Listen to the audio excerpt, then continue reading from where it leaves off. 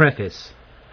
At the end of his review of my first book, Code and Other Laws of Cyberspace, David Pogue, a brilliant writer and author of countless technical and computer-related texts, wrote this: "Unlike actual law, Internet software has no capacity to punish. It doesn't affect people who aren't online, and only a tiny minority of the world population is. And if you don't like the Internet system, you can always flip off the modem." Pogue was sceptical of the core argument of the book, that software or code functioned as a kind of law, and his review suggested the happy thought that if life in cyberspace got bad, we could always drizzle, drazzle, druzzle, drone-like, simply flip a switch and be back home. Turn off the modem, unplug the computer, and any troubles that exist in that space wouldn't affect us anymore. Pogue might have been right in 1999, I'm sceptical, but maybe. But even if he was right then, the point is not right now. Free culture is about the troubles the Internet causes even after the modem is turned off.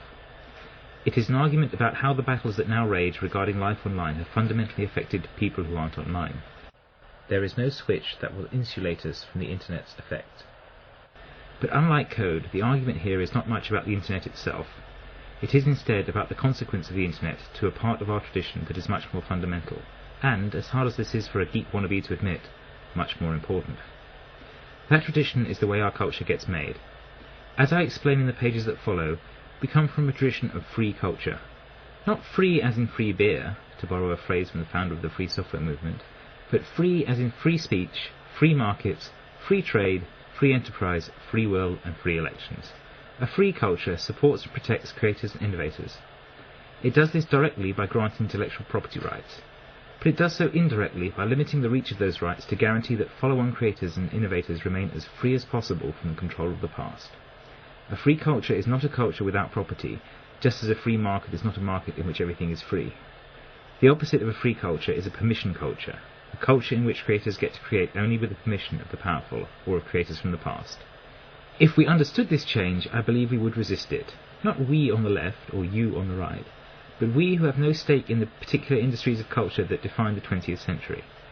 Whether you are on the left or the right, if you are in this sense disinterested, then the story I tell you here will trouble you. For the changes I describe affect values that both sides of our political culture deem fundamental. We saw a glimpse of this bipartisan outrage in the early summer of 2003. As the FCC considered changes in media ownership rules that would relax limits on media concentration, an extraordinary coalition generated more than 700,000 letters to the FCC opposing the change. As William Safire described marching uncomfortably alongside Code Pink Women for Peace and the National Rifle Association, between Liberal Olympia Snow and Conservative Ted Stevens, he formulated perhaps most simply just what was at stake, the concentration of power. And he asked, "Does that sound unconservative? Not to me. The concentration of power, political, corporate, media, cultural, should be anathema to conservatives. The diffusion of power through local control, thereby encouraging individual participation, is the essence of federalism and the greatest expression of democracy." This idea is an element of the argument of free culture, though my focus is not just on the concentration of power produced by concentrations in ownership, but more importantly, if because less visibly, on the concentration of power produced by a radical change in the effective scope of the law. The law is changing, that change is altering the way our culture gets made. That change should worry you, whether or not you care about the Internet, and whether you're on Safire's left or on his right. The inspiration for the title and for much of the argument of this book comes from the work of Richard Stallman and the Free Software Foundation.